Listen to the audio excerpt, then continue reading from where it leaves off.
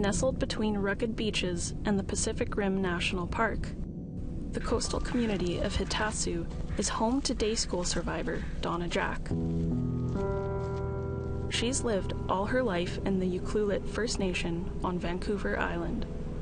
In the 1960s, Jack spent 2 years at the Ucluelet Indian Day School, but the details are difficult for her to share. Suppressing is the worst thing for me. My daughter says that you need to talk about it more because it is all suppressed. All my life of just knowing you have to be quiet about things. And that's what we do, is suppress things. We're just going to bury it until it's safe. And I think I've done that all my life. And now I think about it, and when it started coming up, I just wanted to cry, and I thought about my parents. An estimated 200,000 Indigenous children were forced to attend Indian day schools.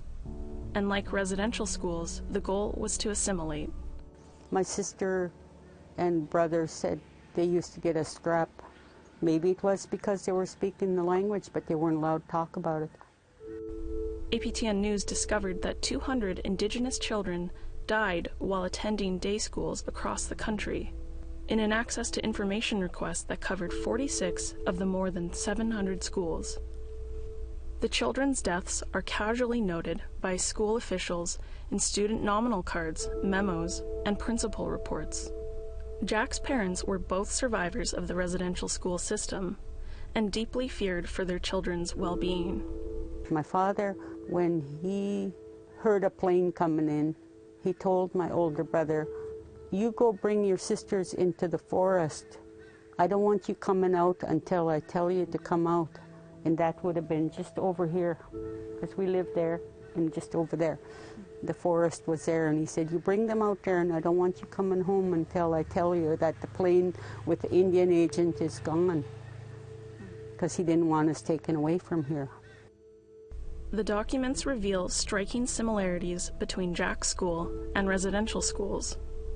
Often, they were called education centers and agencies. Like residential schools, they were run by non-Indigenous religious orders, and they too used Indian agents to enforce the rules. It's unclear just how many children died while attending the Ucluelet Indian Day School, but these documents reveal children as young as 3 years old died while attending. And like residential schools, there are children missing who died during the school year, including 2 of Donna Jack's aunts.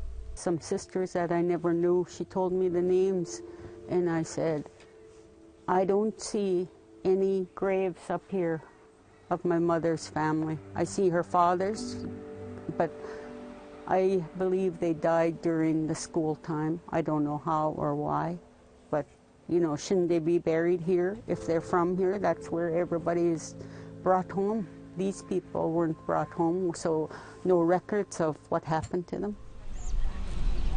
She says the news of the deaths at day schools is incredibly difficult to hear. The Ucluelet school closed in 1966, but Jack says the day school grounds also need to be searched for the children who never came home. For them to be that scared about things and being told to be quiet about it, that tells you a lot. And I think they should search everywhere there was one.